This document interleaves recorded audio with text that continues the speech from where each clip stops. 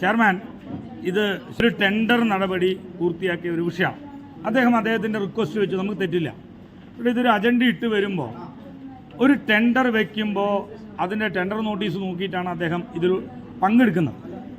അത് കൗൺസിൽ അംഗീകരിക്കുന്നു, അതിനനുസരിച്ച് മാതിരി പൈസ കൊടുക്കുന്നു. ഇടയിൽ കയറി എനിക്ക് ഇന്ന സ്ഥലത്ത് കൂടി വെക്കണം എന്ന് പറയുമ്പോൾ ഇതേ 5 ലക്ഷം കൂട്ടുന്നു എന്ന് അദ്ദേഹം പറയുന്നില്ല. എങ്ങനെയാണ് ഈ കൗൺസിലിന് ഇതിനെ അംഗീകരിക്കാൻ സാധിക്കുക? ഉദ്യോഗസ്ഥന്മാർ എഴുതി വിടുമ്പോൾ സാർ ഇത് ഓഡിറ്റ് ഒബ്ജക്ഷൻ വരുന്ന വിഷയമല്ലേ, ഓഡിറ്റ് നിങ്ങളാണെങ്കിൽ നിങ്ങളുടെ സ്വത്താണെങ്കിൽ കൊടുക്കുമോ? 5 ലക്ഷത്തിന് ടെൻഡർ കൊടുത്തിട്ട് പിന്നെ 15 സ്ഥലത്ത് കൂടി വെക്കാനുള്ള അനുമതി കൊടുക്കുമോ? കൊടുക്കാൻ പാടില്ല.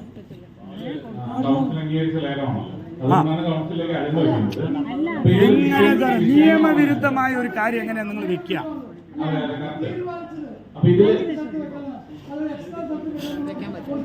അതെ, അത് 5 ലക്ഷത്തിനാണ് നമ്മൾ ലേലം അന്ന് കൊടുത്തിട്ടുള്ളത്. അപ്പൊ ആ സമയത്ത് കുറെ ആളുകൾ ലേലത്തിൽ പങ്കെടുത്തിരുന്നു. അപ്പം അവർ ഒരു കണ്ടീഷനിലാണ് നമ്മൾ ലേലം ചെയ്യുന്നത്. അപ്പൊ അതിനുശേഷം നമ്മൾ ആ കണ്ടീഷനിൽ മാറ്റം വരുത്താതിരിക്കുന്നതാണ് നിയമം. അല്ല, ഒരു മിനിറ്റ്, എൻ്റെ കഴിഞ്ഞിട്ടില്ല. ഒരു മിനിറ്റ്, ബഹുമാനപ്പെട്ട ശിവരാട്ടൻ വന്നതുകൊണ്ട് ഞാൻ ഉണ്ടായിരുന്നു. ഒറ്റ മിനിറ്റ്, എൻ്റെ ഭാഗം ഒന്ന് കേട്ടെ. സാറേ, ഞാൻ ചോദിക്കുന്നതേയില്ല. നമ്മളൊരു ലേലം കൊണ്ടു കഴിഞ്ഞാൽ കൂടുതൽ സ്ഥലങ്ങളിൽ ഇതേ എമൗണ്ടിന് പരസ്യം വെക്കാൻ നമ്മളുടെ സ്വത്താണെങ്കിൽ നമ്മൾ അംഗീകരിക്കും. എൻ്റെ കൈവശത്തിലാണെങ്കിൽ നമ്മൾ അംഗീകരിക്കും. അല്ല സാറേ, കൗൺസിലില് നിയമവിരുദ്ധമായ ഒരു കാര്യം കൗൺസിലിലേക്ക് വെച്ച റാറ്റിഫിക്കേഷൻ വെക്കുന്നത് തെറ്റല്ലേ? ഇത് പക്കവായിട്ട് അംഗീകരിച്ച കൗൺസിൽ ഓഡിറ്റ് ഒബ്ജക്ഷൻ വരുന്ന കാര്യമല്ലേ? എന്താ സംശയമുണ്ടോ ഇതില്?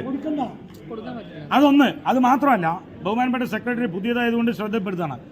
ഇതേ ടെൻഡർ കഴിഞ്ഞ വർഷം അതിന് മുമ്പിലത്തെ വർഷം എടുത്ത് പരിശോധിക്കണം.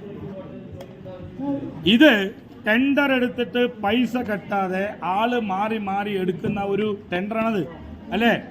ആറോ മറുപടി ഉണ്ടോ?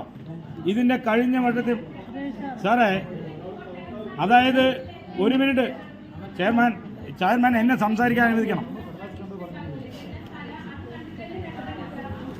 ചെയർമാൻ, ഒരാൾ സംസാരിക്കുമ്പോൾ സംസാരിക്കാനും. ചെയർമാൻ, ഈ വിഷയത്തിൽ സെക്രട്ടറി പുതിയതായതുകൊണ്ട് ഞാനിത് ഒന്നുകൂടി പറയണം. ഇതേ സംഭവം കഴിഞ്ഞ ടേമിൽ കഴിഞ്ഞ വർഷത്തെ അതിന് മുമ്പിലത്തെ വർഷത്തെ ടെൻഡർ നോട്ടീസിൽ ഒരു സ്ഥലം, ടെൻഡർ എഗ്രിമെന്റ് ചെയ്യുമ്പോൾ വേറൊരു സ്ഥലം, അവർ വെച്ചത് മറ്റൊരു സ്ഥലം, ഇങ്ങനെ കൂട്ടി കൊണ്ടുപോയതാ.